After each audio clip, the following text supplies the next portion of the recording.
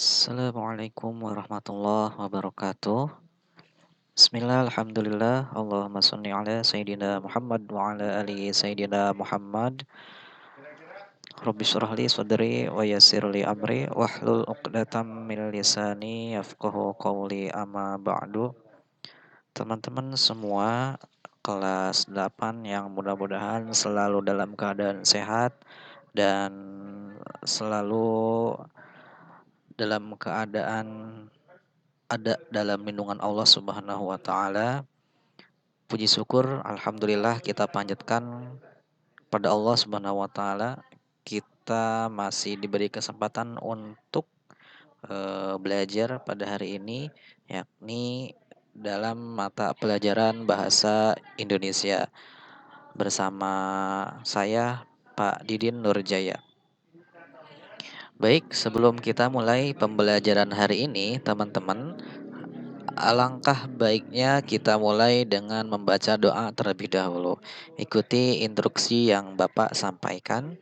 Sikap berdoa, tangan diangkat, kepala ditundukkan, berdoa mulai.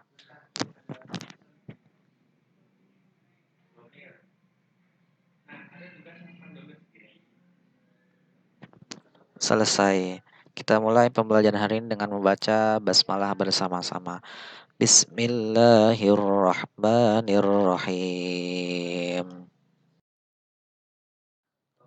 Baik teman-teman, pada pertemuan kita kali ini kita sudah masuk ke bab 2, yakni di bab 2 ini kita akan belajar tentang iklan sebagai sarana komunikasi. Oke. Adapun materi-materi yang akan kita pelajari pada bab 2 ini adalah: satu, kita akan belajar pengertian iklan dan fungsi iklan. Dua, kita akan belajar jenis-jenis iklan. Tiga, kita akan belajar perbedaan antara iklan, slogan, dan poster. Empat, kita nanti akan belajar unsur-unsur pembentuk iklan. Lima, kita akan belajar maksud dan tujuan iklan. 6. Kita akan coba belajar menelaah pola, struktur, dan kebahasaan iklan. Dan ketujuh, terakhir, kita akan belajar menulis iklan. Oke, jadi insya Allah pada bab 2 ini ada 7 materi yang akan kita pelajari nanti. Mohon nanti teman-teman untuk disimak semua video pembelajarannya. Jangan sampai nanti ketika ada evaluasi bab 2, jawaban teman-teman itu berasal dari Google, bukan berasal dari penjelasan yang Bapak jelaskan di video. Walaupun jawabannya betul, benar, tapi karena kalian dapatkannya dari Google bukan dari penjelasan yang Bapak jelaskan di dalam setiap video, maka itu akan berpengaruh ke nilai teman-teman. Oke, maka dari itu sekali lagi Bapak harapkan ketika ada video pembelajaran silahkan simak dengan baik videonya. Oke teman-teman, adapun pada pertemuan kita hari ini kita akan belajar terlebih dahulu pengertian dan fungsi iklan. Teman-teman bisa menyiapkan buku catatan mulai dari sekarang. Sudah kita ketahui bersama, teman-teman pun pasti ya di dalam kehidupan sehari-hari, entah itu ketika menonton televisi atau membuka medsos teman-teman sendiri, banyak iklan, banyak produk-produk yang ditawarkan ya, atau banyak orang yang mengenalkan barang-barang dagangan mereka. Nah, itu merupakan salah satu bentuk dari iklan. Iklan itu masuk sebagai alat komunikasi yang dilakukan oleh seseorang Kenapa dinamakan alat komunikasi? Karena di dalam iklan ini ada interaksi dari seseorang pembuat iklan kepada orang lain dengan tujuan supaya orang yang melihat iklan itu tahu sesuatu yang akan dikenalkan oleh si pembuat iklan. Jadi ada bentuk interaksi. Itulah kenapa iklan disebut sebagai sarana komunikasi. Iklan merupakan salah satu sarana komunikasi yang efektif ketika kita ingin mengenalkan sesuatu kepada orang banyak, ya. Jadi tidak perlu kita mengenalkan, eee, ke satu orang, kita temui satu persatu, tidak perlu. Dengan melalui iklan, satu iklan itu dapat menyeluruh atau dapat diketahui oleh orang banyak. Satu iklan yang kita terbitkan itu bisa diketahui oleh banyak orang yang melihat, tergantung media apa yang kita gunakan. Belajar pengertian iklan terlebih dahulu. Baik, seperti yang sudah Bapak jelaskan tadi di awal, iklan merupakan salah satu bagian dari bentuk komunikasi, di mana komunikasi yang sering digunakan oleh perusahaan atau orang-orang yang ingin menjual produknya. Itu biasanya komunikasi yang digunakan oleh orang tersebut itu menggunakan iklan. Oke, karena apa? Tadi iklan itu sangat efektif digunakan untuk memperkenalkan satu produk, baik itu produk jasa maupun produk apapun yang ingin ditawarkan oleh si pembuat iklan. Ya, iklan juga itu tidak dapat dipisahkan dari industri perdagangan, baik perusahaan-perusahaan yang mengelola perdagangan tersebut atau perorangan yang memang ada punya usaha dan menawarkan barang atau jasa yang sedang digeluti oleh orang tersebut. Nah, supaya orang-orang atau konsumennya tahu, maka dibentuklah sebuah iklan. Nah, iklan, ya, pengertian singkatnya yaitu sebuah pemberitahuan yang bertujuan mendorong atau membujuk masyarakat agar melakukan sesuatu yang dikehendaki oleh si pembuat iklan. Sekali lagi, iklan adalah pemberitahuan yang bertujuan mendorong atau membujuk masyarakat atau halayak agar melakukan sesuatu yang dikehendaki. Kalau si pembuat iklan itu menghendaki orang untuk membeli produk yang dia jual, maka iklan tersebut akan berupa penawaran-penawaran menarik, ya, agar orang membeli. Kalau, si pembuat iklan tersebut mempunyai usaha jasa, maka dia akan membuat iklan yang bertujuan agar si pembaca iklan atau si pelihat iklan itu menggunakan jasa yang dia tawarkan. Jadi itu, ya. Ah, jadi ketika iklan ditayangkan atau ketika iklan disebar, maka si pembuat iklan bertujuan supaya, semua orang melakukan apa yang dia inginkan. Bisa, untuk membeli produk atau menggunakan jasa yang ditawarkan. Jadi seperti itu, teman-teman.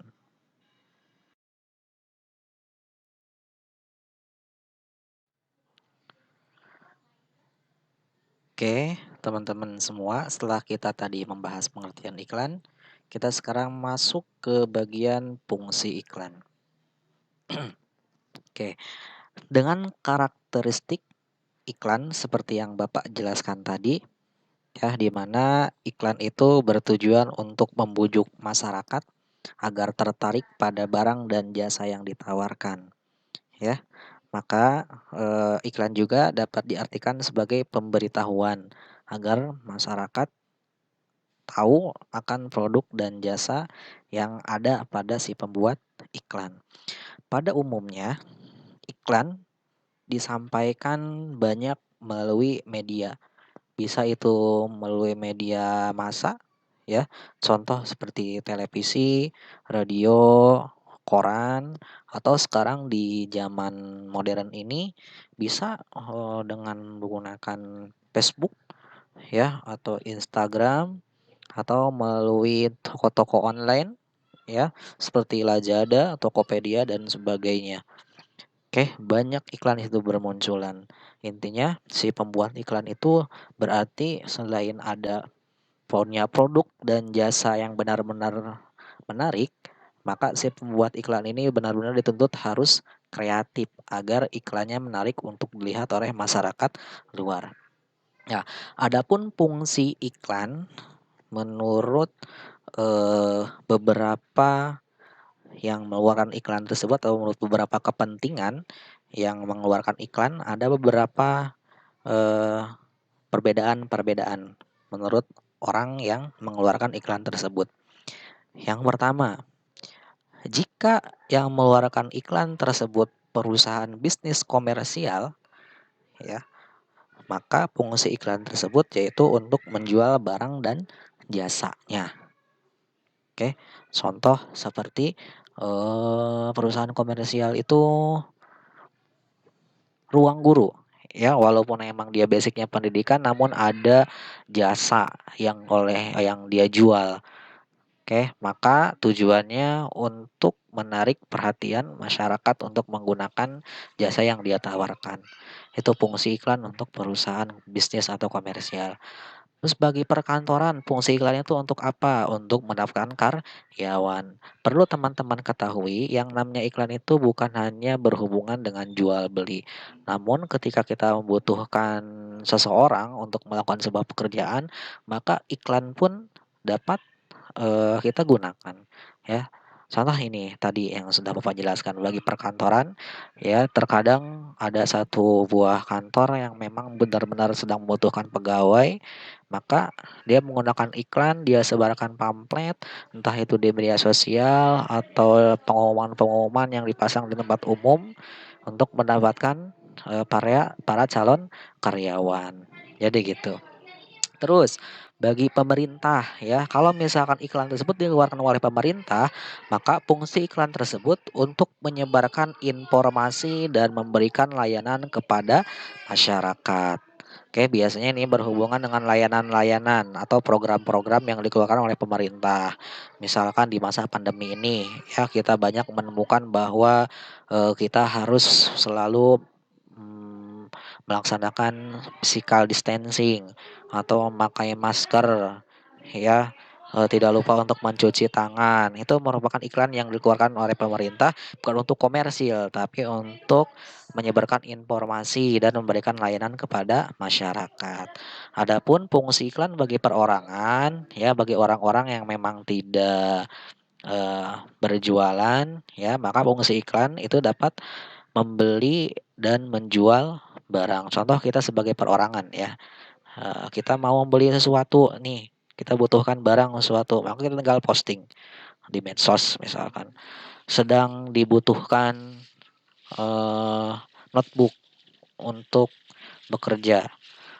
Yang punya silahkan tawarkan, cantumkan harga dan foto barang misalkan seperti itu. Itu fungsi iklan bagi perorangan. Atau kita mau menjual barang bisa, misalkan ada barang yang sudah tidak kita pakai di rumah, maka itu bisa kita jual, posting atau sebarkan pamflet, posting di media sosial ya, lebih mudah. Posting media sosial kita foto, lalu posting dan sudah.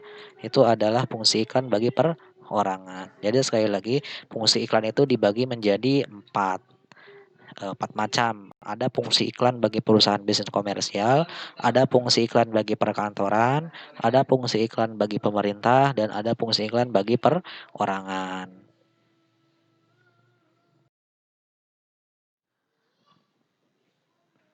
Nah, teman-teman, ini adalah salah satu contoh bentuk iklan ya, melalui media poster.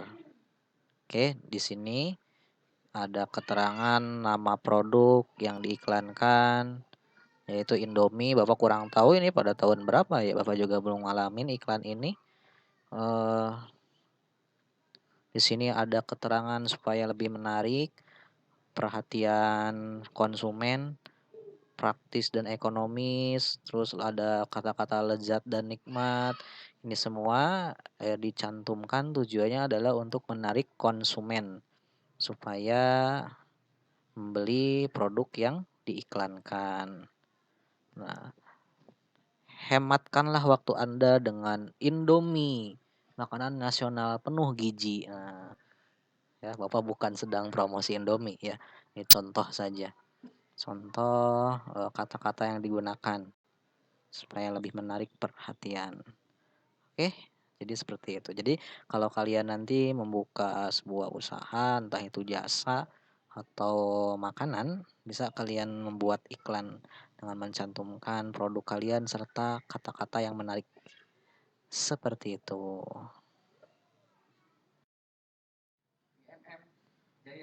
Baik, teman-teman. Sekian materi kita hari ini. Eh, Jika teman-teman punya pertanyaan terkait materi hari ini, teman-teman boleh japri ya. Untuk tugas nanti akan Bapak share melalui Google Form. Oke, kerjakan soalnya sesuai dengan apa yang sudah Bapak jelaskan di video. Tetap jaga kesehatan, pakai masker jika keluar rumah, dan sampai jumpa kembali di pertemuan berikutnya. Assalamualaikum warahmatullahi wabarakatuh.